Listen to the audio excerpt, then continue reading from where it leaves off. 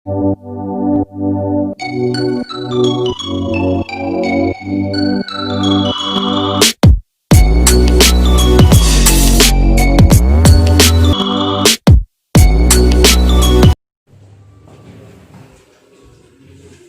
Students, welcome to the class.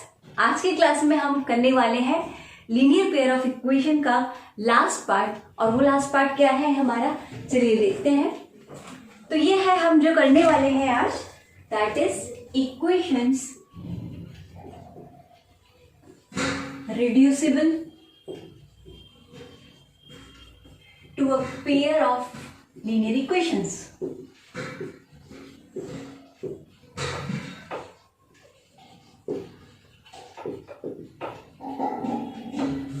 ठीक है, ऐसी इक्वेशन जिसको हमें रिड्यूस करना पड़ेगा, जिसे हमें लीनियर पेयर ऑफ इक्वेशंस में कन्वर्ट करना पड़ेगा। पहले अभी तक हमने क्या देखा था, जो भी हमें लीनियर पेयर ऑफ इक्वेशंस दी हुई थी उसको हमें सॉल्व करने के मेथड हमने कई सारे देखे थे। अब यहाँ पे एक स्पेशल केस आता है जहां पर हमें इक्वेशन को पहले लीनियर इक्वेशन में कन्वर्ट करना पड़ेगा और फिर उसको सॉल्व करने के लिए हम कोई सा भी मेथड यूज करके सॉल्व करेंगे। ठीक है, तो चलिए सबसे पहले हम देखते हैं solve the pair of linear equation. इसमें लीनियर पेयर इक्वेशन किस तरह से दे रखा है, 2x plus 3y is equal to 13, 5x minus 4y is equal to -2। ये एक एग्जाम्पल आपका है। ठीक है, अब देखिए इस इक्वेशन में आपको दो वेरिएबल दिख रहे हैं, x और y।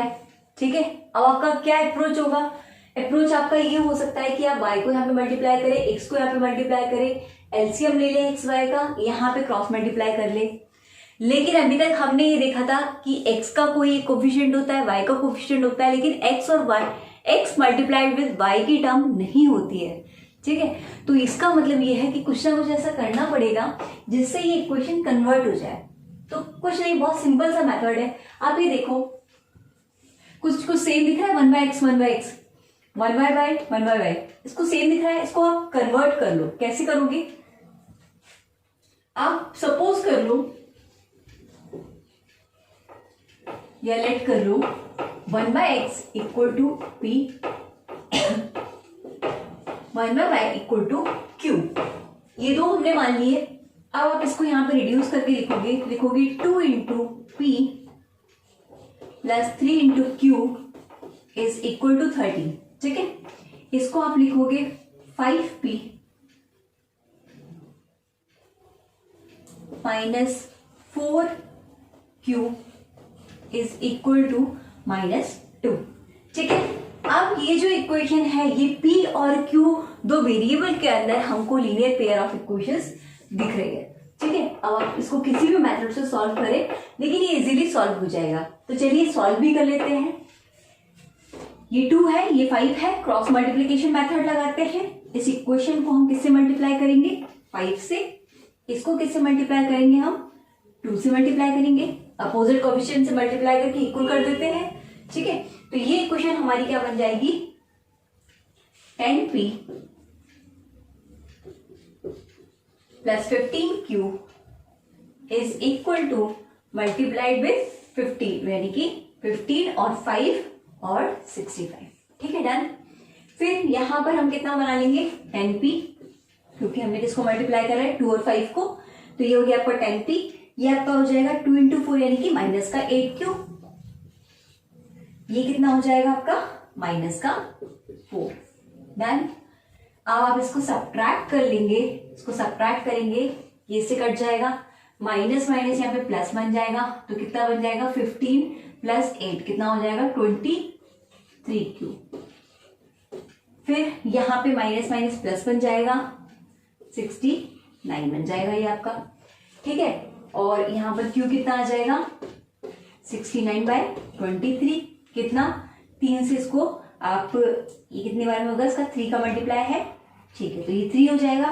तो q का वैल्यू कितना हो गया आपका, 3। अब q का वैल्यू आपका निकल गया है, आपको क्या निकालना है, p का वैल्यू निकालना है। तो किसी भी एक इक्वेशन में पुट कर दो, इसमें हम पुट कर देते हैं।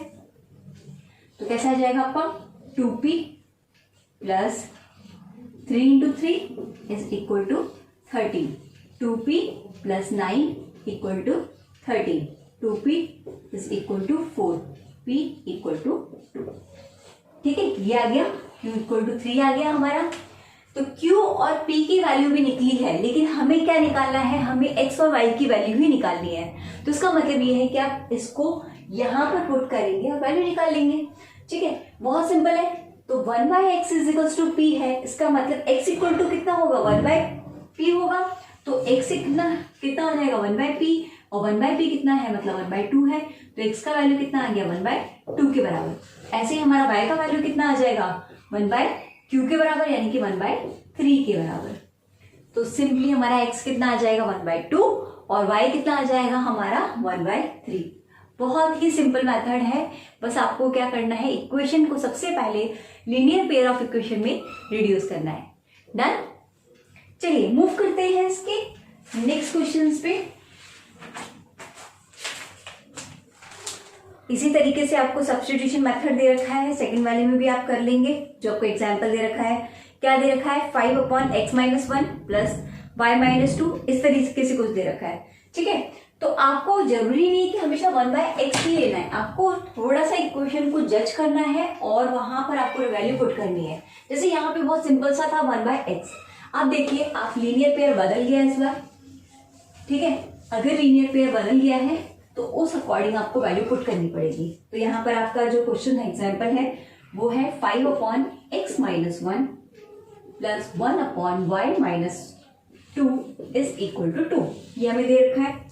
दूसरा आपको दे रखा है 6x-1 minus 3/y-2 is equal to 1। ये दो चीजें हमें दे रखी है।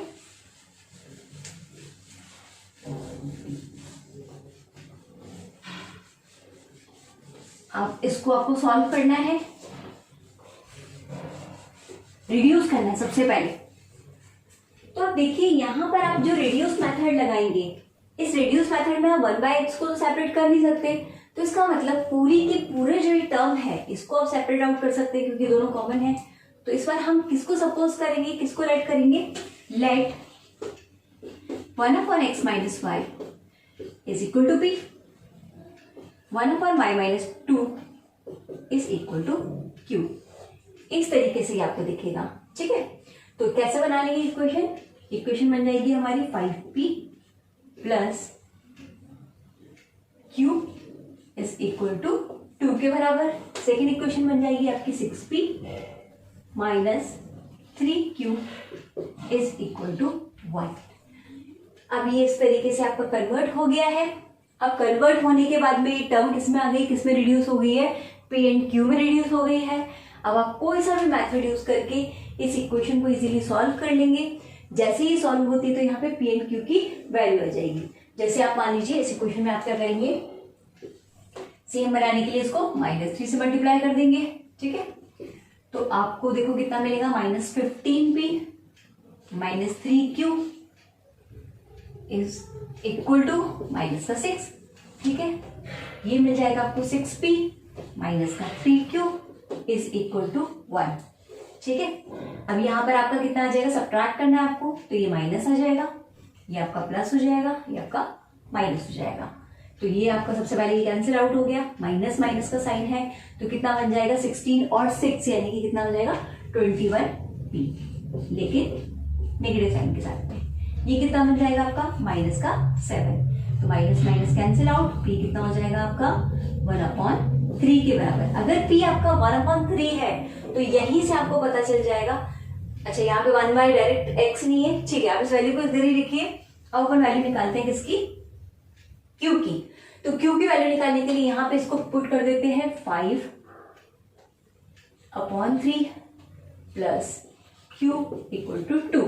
तो q मेरा कितना आ जाएगा 2 माइनस 5/3, तो यानी कि एलसीएम लेंगे तो 6 माइनस 5/3 यानी कि हो जाएगा 1/3। तो ये मेरा q आ गया। ओके, q भी मेरा 1/3 आ रहा है और मेरा p भी मेरा 1/3 आ रहा है। डन। लेकिन किसकी वैल्यू निकालनी है, मैं x और y की निकालनी है। अब आप इसको वैल्यू को पुट करोगे। p मैंने कितना सपोज किया था, p मैंने सपोज किया था 1/x-1, तो यहाँ पर आप क्या करोगे, p का वैल्यू डालोगे, देखो 1x-1 इक्वल टू 1/3 के बराबर।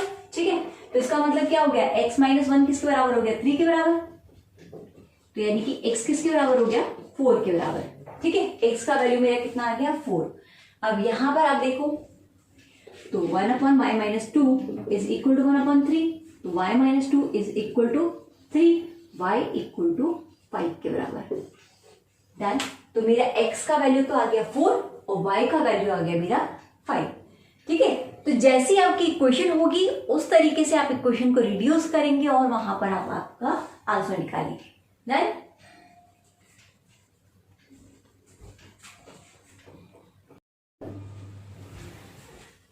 तो चलिए स्टूडेंट्स देखते हैं बहुत अच्छा क्वेश्चन जो एक लैंग्वेज क्वेश्चन है और इसको हमने कैसे सॉल्व करा है, reducible pair of linear equation से। एग्जाम्पल नंबर 19 है ये आपका, और क्या इसका क्वेश्चन में क्या दे रखा है आपको वो देखते हैं अपन। A boat goes 30 kilometers upstream and 44 kilometer downstream, okay, in 10 hours. In 13 hours, it can go 14 kilometer upstream and 55 kilometer downstream. Determine the speed of the stream and that of the boat in still water. Okay. So this is our question. इसके अंदर हमें एक upstream बोल रखा है और एक हमें डाउनस्ट्रीम बोल रखा है।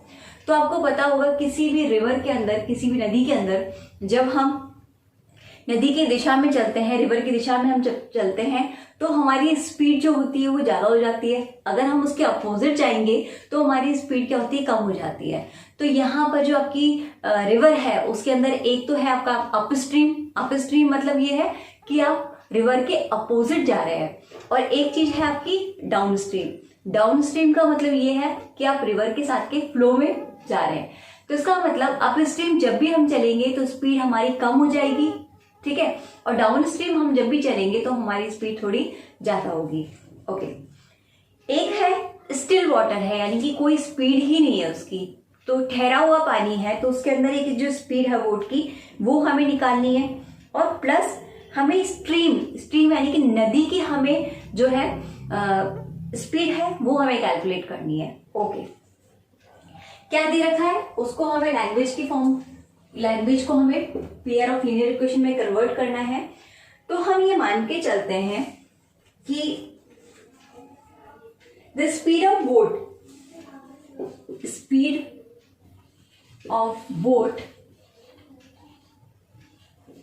इन still water x kilometre per hour. ठीक है, ये हमें दे रखी है। और दूसरी स्पीड कौन सी है, हमारी स्ट्रीम की स्पीड है। तो speed of stream is y kilometre per hour. दो स्पीड हमारे पास में आ गई है। अब हमें क्या करना है, इसको किस तरीके से कन्वर्ट करना है। जब भी हमारी बोट अपस्ट्रीम जाती है, अपस्ट्रीम की बात हुई थी यहाँ पे, तो देखिए अपस्ट्रीम अगर बोट कहीं पर जा रही है तो अपस्ट्रीम का मतलब क्या है, स्पीड रिड्यूस हो रही है। तो वो कितनी स्पीड होगी, वो स्पीड हमारी होगी इसमें से आपको जो स्टिल वाटर की स्पीड है उसमें से आप स्ट्रीम की स्पीड को सबट्रैक्ट कर देंगे। ठीक है, speed of boat in still water is equals to x kilometre. तो आप अपस्ट्रीम की स्पीड कितनी बोलेंगे, x माइनस वाई के बराबर बोलेंगे। ठीक है, और दूसरा क्या है हमारा, डाउन स्ट्रीम है। डाउन स्ट्रीम जाएंगे तो जो स्टिल वाटर में जो स्पीड थी बोट की वो प्लस हो जाएगी, और स्ट्रीम की जो स्पीड है वो दोनों प्लस हो जाएंगी। ठीक है भाई, वो स्पीड ऑफ बोट हमेशा ज्यादा रहेगी स्ट्रीम से।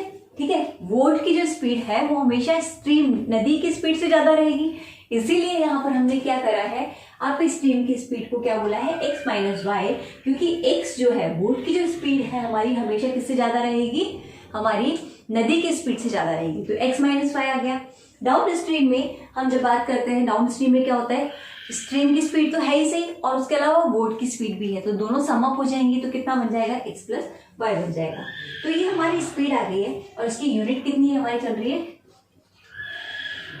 Kilometre per hour. ठीक है, ये हो गया। अब हमारे को किसकी बात करी थी, हमने टाइम की बात करी थी। तो मैंने कल भी आपको एक फॉर्मूला बताया था स्पीड का, वो होता है डिस्टेंस अपॉन टाइम। अगर टाइम की बात कर ले तो कितना हो जाएगा, डिस्टेंस अपॉन स्पीड के बराबर। ठीक है, डिस्टेंस अपॉन स्पीड के बराबर, क्योंकि अब हमें टाइम दिया हुआ है और टाइम किस तरीके से दिया है उसको हमें लैंग्वेज में देखना है। ठीक है, तो सबसे पहले ये बोला कि हम 10 घंटे में क्या काम करते हैं। एक बोट 30 किलोमीटर अप स्ट्रीम जाती है और 44 किलोमीटर डाउन स्ट्रीम जाती है और उसको 10 घंटे लगते हैं। तो इसका मतलब ये है कि अप स्ट्रीम का टाइम कवर करने में कुछ उसको T1 आवर्स लग रहे हैं और डाउन स्ट्रीम का टाइम कवर करने में उसको T2 आवर्स लग रहे हैं। तो T1 प्लस T2 की वैल्यू कितनी है, 10 आवर्स है। ठीक है, इसका मतलब अप स्ट्रीम जो है वो कुछ T1 टाइम में कंप्लीट करता है, जो डाउन स्ट्रीम है वो कुछ T2 टाइम में कंप्लीट करता है। तो T1 प्लस T2 कितना है मेरा, 10 आवर्स के बराबर है। ठीक है, अब क्योंकि ये T1 मेरे को वैल्यू निकालनी है तो T1 मैं यहां से इसको देखूंगी, डिस्टेंस अपॉन स्पीड है। ठीक है, कितना डिस्टेंस कवर करा है, 30 kilometre. 30 kilometre divided by up stream की स्पीड कितनी है मेरी, अप स्ट्रीम की स्पीड मेरी है x माइनस वाई के बराबर। आ गया समझ में। टाइम 10 आवर्स में दो काम हो रहे हैं, एक तो बोट अप स्ट्रीम जा रही है और एक जा रही है डाउन स्ट्रीम। मान लीजिए अप स्ट्रीम जाने में उसको T1 आवर्स का टाइम लगता है और डाउन स्ट्रीम जाने में उसको T2 आवर्स का टाइम लगता है। तो मुझे टाइम को किस तरीके से कन्वर्ट करके लिखना है, मुझे लिखना है डिस्टेंस अपॉन स्पीड के फॉर्म में, क्योंकि मुझे ये दे रखा है, टाइम तो मुझे दे नहीं रखा है। ठीक है, टोटल टाइम जरूर दे रखा है। तो मैं क्या करूंगी, इसको कन्वर्ट करके लिखूंगी 30 किलोमीटर ये जाता है अप स्ट्रीम और ये जाता है 44 kilometer down stream.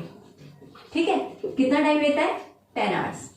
Equation number 1 ये हो गया, इक्वेशन नंबर 1 मेरा। अब सेकेंड इक्वेशन पे आते हैं, कैसे बनेगी। इन 13 hours it can go 40 kilometre up stream and 55 kilometre down stream. अब 13 घंटे में ये क्या काम करता है भाई, T1 और T2, T1 प्लस T2, यानी कि T1 कितना है मेरा, क्या क्या दे रखा है मुझे, 40 kilometre up stream plus 55 kilometre down stream, यानी कि x प्लस वाई। और कितना टाइम दे रखा है मुझे, 13 घंटे का। तो ये बन गया आपका इक्वेशन नंबर 2। ओके, दो इक्वेशंस हमारी आ चुकी हैं, तो ये बन चुका है आपका लीनियर पेयर। लेकिन अभी यहाँ पे लीनियर पेयर बनने में थोड़ा सा टाइम है, क्योंकि आपको दिख रहा होगा कि जब भी डिवाइड में आता है तो ये किस तरीके की फॉर्म है, हमारी रिड्यूसिबल फॉर्म है। तो इसको हमें रिड्यूस करना होगा। तो आइए चलिए इसको रिड्यूस करते हैं और उसको सॉल्व करने की कोशिश करते हैं और हमारी एक्स और वाई की वैल्यू निकालते हैं। ठीक है, समझ में आया कॉन्सेप्ट आपको। अप स्ट्रीम डाउन स्ट्रीम का कोई भी वैल्यू है, अप स्ट्रीम है तो ध्यान रखिएगा स्पीड कट डाउन होगी तो मतलब x माइनस वाई होगी, यानी कि बोट की स्पीड में से नदी की स्पीड को सब्ट्रैक्ट कर देंगे। डाउन स्ट्रीम होगा तो स्पीड हमेशा प्लस होगी, यानी कि जो बोट की स्पीड है उसमें नदी की स्पीड भी प्लस हो जाएगी, ये दोनों प्लस हो जाएंगी और फिर इस तरीके से टाइम का रिलेशन बना लेंगे। ठीक है, अब इसको सॉल्व करते हैं हम। क्या सपोज करेंगे, यहां पर हम मान लेंगे 1 upon x minus y is equal to p के बराबर। ओके, या ये आपकी जो बुक में दे रखा है यू दे रखा है, यू मान लो आप। 1 upon x plus y is equal to v के बराबर। ओके, अब 30u plus 44v is equal to 10, ये आपकी इक्वेशन बन गई। फिर दूसरी इक्वेशन बन जाएगी आपकी 40u plus 55v is equal to 13, ये आपकी सेकंड इक्वेशन बन जाएगी। अब इसको सॉल्व करना है और यहां से u और v की वैल्यू निकालनी है। तो आप किसी भी मेथड से इसको कर सकते हो, जो सबसे सिंपल मेथड आपको दिख रहा है उससे आप सॉल्व कर सकते हो। तो मैं यहाँ पे क्या कर दूंगी, इसको थोड़ा सा सिंप्लीफाई करने के लिए एक काम करते हैं, इसको 10 से डिवाइड कर लेते हैं। ठीक है, तो इसको 10 से डिवाइड कर लेंगे तो ये कितना बन जाएगा लगभग आपका, ये हो जाएगा आपका 3u plus 4.4v is equal to 1। ये इसको डिवाइड कर लेंगे तो बन जाएगा 4u plus 5.5v divide by 10 करना है, यानी कि 1.3। ये मेरा बन गया। अब क्या करूंगी, मैं इसको क्रॉस मल्टीप्लाई कर लूंगी। क्रॉस मल्टीप्लाई कर लेते हैं, इसको 4 से कर लेते हैं, इसको 3 से कर लेते हैं। ठीक है, यहाँ पे मैं कन्वर्ट करके लिख दूंगी, कितना बन जाएगा 12u प्लस 4 को इससे मल्टीप्लाई करना है, तो आप देखो 16 और ये हो जाएगा 17 और डॉट भी है तो पॉइंट v इक्वल टू 1 से मल्टीप्लाई कर तो 4 आ जाएगा मेरा। ठीक है, इसको करेंगे तो 12u, इसको करते हैं यहाँ पे मल्टीप्लाई तो 15 और 15 16, v इज इक्वल टू 939 3.9, ये बन गया। अब क्या करना है आपको, सिंपली सब्ट्रैक्ट करना है, तो माइनस माइनस माइनस, इससे एक आंसर हो गया। अब आप देखो 17.6 में से 16.5 माइनस करना है, तो हमेशा पॉइंट वैल्यू को इधर से माइनस करेंगे, ये आ जाएगा 1 पॉइंट, कितना आ जाएगा 1.1 v इजिकल्स टू, ये कितना आ जाएगा, ये 4.0 है तो ये कितना बन जाएगा मेरा 0.1 बन जाएगा। तो देखिए आप 0.1 से 0.1 इसको कैंसिल कर दीजिए और v का वैल्यू मेरा कितना आ जाएगा 1/11 आ जाएगा। v मेरा कितना आ जाएगा 1/11 के बराबर आ जाएगा। ओके, एक वैल्यू आ गई। चलिए, अगर एक वैल्यू मेरी आ जाती है तो अब इसको आप यहां पे पुट कर लेते हैं अपन। v आ गया, u निकालना मेरा टास्क है। चलिए u निकालते हैं अपन, तो u में आप इस क्वेश्चन में रख लो फर्स्ट वाली में 30u plus 44v is equal to 10, तो ये कितना आ जाएगा 30u प्लस 44 डिवाइडेड बाय 11, 10 कितने बार में, 4 बार में, सब्ट्रैक्ट करो 30u plus is equal to 6 आ जाएगा। ठीक है, क्योंकि यहाँ पे 10 माइनस 4 कितना हो जाएगा 6 हो जाएगा, तो u मेरा कितना हो गया 1/5 के बराबर। ओके, तो मेरा v आ गया 1/11 के बराबर और मेरा u आ जाता है 1/5 के बराबर। अब मुझे निकालना क्या है x और y की वैल्यू, तो चलिए इसको यहाँ पर देखते हैं किस तरीके से आएगा। अब मैं इस तरफ लिख लेती हूँ 1/x minus y is equal to u, यानी कि 1/5 के बराबर। तो ये बन जाएगा मेरा x minus y is equal to 5। एक तो ये बन गया, दूसरा क्या बन गया मेरा 1/x plus y is equal to 1/b, यानी कि 1/b मतलब 11, यानी कि कितना बन गया मेरा x plus y is equal to 11 के बराबर। ठीक है, अब आप देखिए यहाँ पर भी आपको x और y की वैल्यू डायरेक्ट निकल के नहीं आ रही है, बल्कि आपको क्या करना है, इसको भी सॉल्व करना है। लेकिन इसको सॉल्व करना बहुत ईजी है। क्या करोगे, सिंपली इसको प्लस कर दो तो कितना हो जाएगा, दोनों equation 2x is equal to 16, x equal to कितना आ गया आपका 8। अगर एक x 8 आ गया तो यहां से आप वैल्यू रखोगे x माइनस 8, सॉरी यहाँ पे आप रख लो 8 plus y is equal to 11, y equal to कितना आ गया मेरा 3। तो x का वैल्यू मेरा आ गया 8 और y का वैल्यू मेरा आ गया 3, जहां पर x क्या था मेरा स्टिल वाटर के अंदर बोट की स्पीड। तो बोट की स्पीड मेरी कितनी है, बोट की स्पीड मेरी है 8 किलोमीटर पर आवर की, और मेरी नदी की स्पीड, स्ट्रीम की स्पीड कितनी है मेरी, वो है 3 किलोमीटर पर आवर। ठीक है, मैंने बताया था आपको बोट की स्पीड ज्यादा होगी हमेशा रिवर की स्पीड से, स्ट्रीम की स्पीड से। तो मेरा बोट का स्पीड है 8 किलोमीटर पर आवर, स्ट्रीम का स्पीड है 3 किलोमीटर पर आवर। सिंपल है निकालना। ठीक है, करना क्या है आपको, बेसिकली आपको किसी भी लैंग्वेज को कन्वर्ट करना है उसको सबसे पहले लीनियर पेयर ऑफ इक्वेशन में, वो भी नहीं बनती, इस तरह की एक रिड्यूसिबल फॉर्म बनती है। रिड्यूसिबल फॉर्म को आपको लीनियर इक्वेशन में कन्वर्ट करना है एंड वैल्यू को निकालना है। Thank you class.